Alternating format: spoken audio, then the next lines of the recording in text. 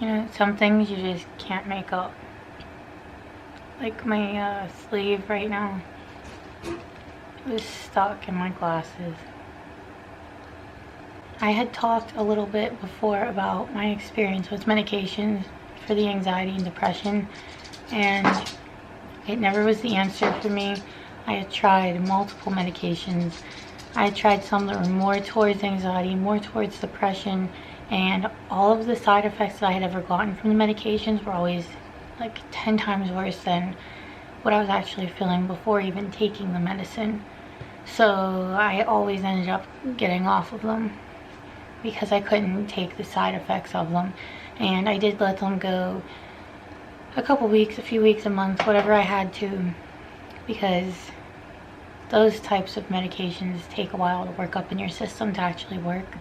And nothing ever worked for me, so I always ended up stopped taking them.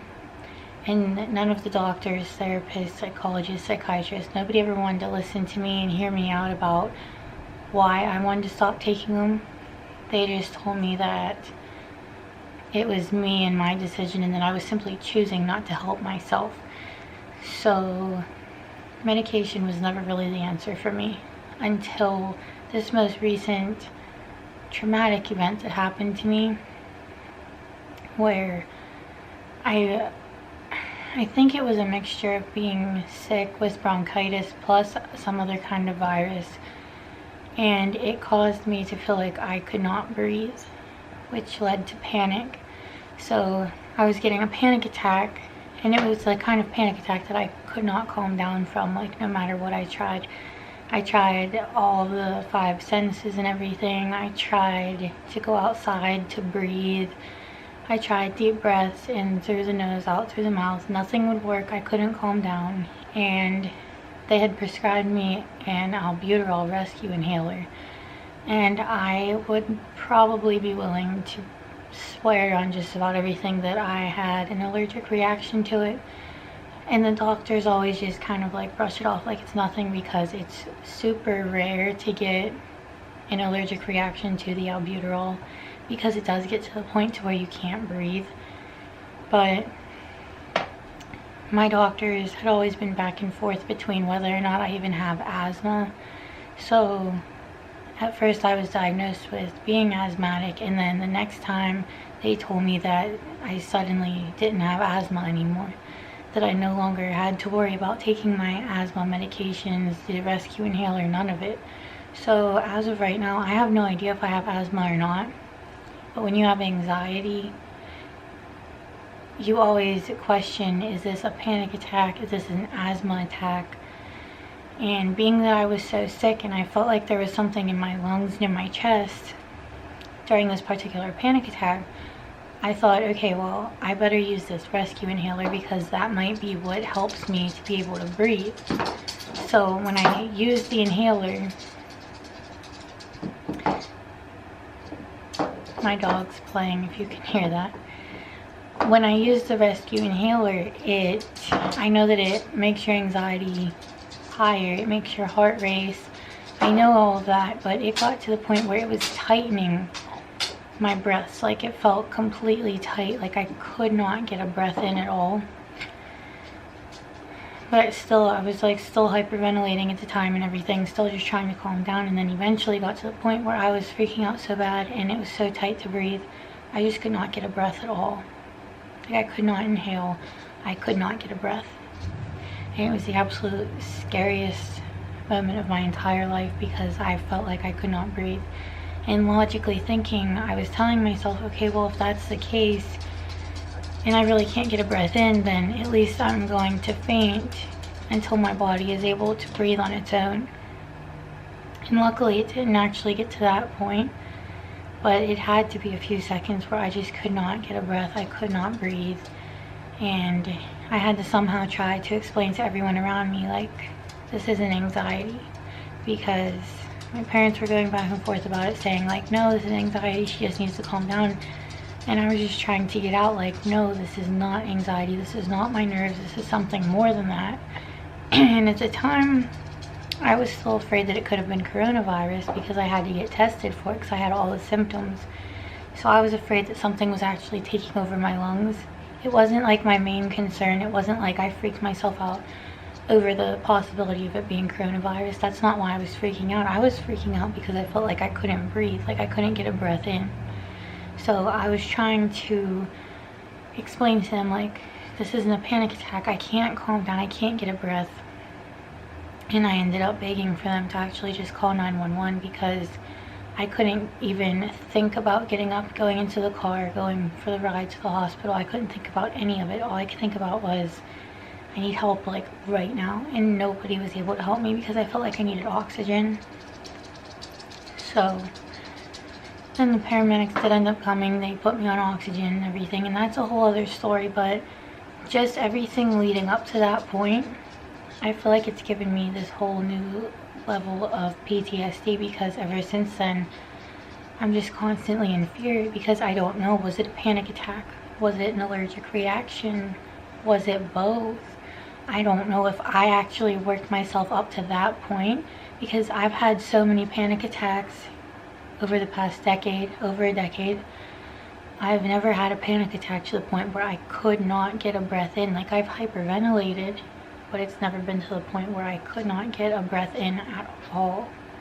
So it makes me question, like, okay, if I keep freaking out about it, is it going to happen again? Or do I have control because I just won't use that inhaler?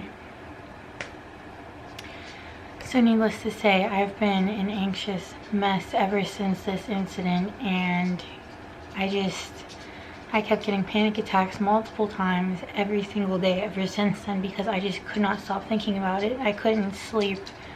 I already couldn't sleep for about a week, I would say, because of how sick I was. But then after that, I just kept reliving everything from that night. It was horrible. Worst night of my life. So while I decided that medication wasn't for me and everything, I ended up going for an appointment with my doctor, just my regular doctor, to talk about options, because it got to the point where I was like, okay, I want to overcome this on my own. I really do. But right now, I recognize that I needed help, because it's not even just my mind. It's not that it's something wrong with me. It's just I have a chemical imbalance in my brain. And it is so important to realize that. And it's not a fear of having to depend on medication. It's just, I'm almost frustrated with myself because I've made it over 10 years now, learning how to cope with it on my own, until something this traumatic happened, and now it feels like I have no choice but to take the medication. But I have to say, after realizing it's just a chemical imbalance that I need to balance out, at least for the time being, just to get through, because I kept reliving everything, I am so grateful that I finally allowed myself to go and try these medications. Now, I was given 2 medications. I was given one that is fast acting, and I take it twice a day, once in the morning, once at night. And then I'm also given another medication that's going to take a couple weeks for it to actually start to work. And I'm honestly excited to see what it does for me, because even just talking about it still makes me anxious. But I've been so against taking the medications just because I don't want to feel like a hypocrite or anything with saying that you can get through it without medication, but I feel like I'm just trying everything on the spectrum right now. And right now, on my journey with anxiety, it had been months since I've had a panic attack. So when I keep saying, like, this was a not so gentle reminder of how bad and how scary panic attacks are, it's almost like I needed it in a sense, because I've been talking about it, but at the same time, it's almost like I forgot how bad they really actually are, and you do feel like you're dying. You feel like you have no control, and the worst part is knowing that you are the only one who does have the control. You are the one that has to control your breathing. You have to take control over your mind. You have to take the power back, and you have to be the one to calm yourself down. And I was very thankful that I had people around me and everything to reassure me, because I kept thinking, what if it's something else? What if I do have to go to the hospital? What if I do need oxygen? But when I did go to the hospital that night, I did keep looking at my stats on the monitor, my oxygen level was nearly perfect. My lung x-ray came back clear. It was still a mixture of the sickness and the bronchitis, but most of it was the anxiety. And I'm really thankful to be starting this new part of the journey with medication now, because I've been saying before, like, it's not the answer for everyone. I still truly believe that, but I've said before, will I ever try it in the future? I might. And it got to the point where I knew that I needed it, because I just couldn't go on like that, constantly fearing like if it was going to happen again. And then I made it happen again, of course, from thinking about it so much. And it's just this vicious cycle of wondering, okay, well, when's the next time that it's going to happen? How bad is it going to be? Am I going to be alone when it happens? Just so many what ifs and questions and everything. So I'm very thankful that I did finally give in to trying medication. Of course, I'll update with how it goes and everything, because I've only been on it for a few days now. But the fast-acting one has definitely helped me a lot. I will say that it's made me feel very tired, really tired, but I'm not complaining. I'm actually happy about that, because, like I said, it had been at least a week where I was up all night, all day, because I just could not sleep. I was coughing so much, I couldn't breathe. I was so anxious, so it is making me really tired, but just like a calm kind of tired. And I'm new to that, so it sometimes makes me panic a little bit, but then I have to remind myself, okay, it's just a medication, and I just have to allow it to work and see what it does for me. And that's where I'm at right now with that. And I have been starting the other one, but that one will take at least a couple weeks before I start seeing results from that one. So just a reminder that it is a chemical imbalance in your brain, and that it's okay to take something to even it out and balance out all of the chemical imbalances that are going on. And I was really thankful for my doctor this time, because all of the other therapists and everyone, they just wanted to push whatever medication they had heard about, like the latest, greatest thing, and they thought it worked for everyone, and it doesn't. So my doctor was super nice, and we discussed it. We decided what we thought would be best for me. So now we wait and see. I'm excited to find out how this goes. She told me next time she sees me, I'm going to be a completely different person. And not in like a scary way or anything. I'm still going to be me, obviously, but just more calm. Not freaking out in the doctor's office so bad. Completely freaking out the whole time. I was like going like this, trying to give myself air and everything, and just freaking out. And I kept saying like, I can't breathe, I'm freaking out. So hopefully I'll be able to go in like a normal person.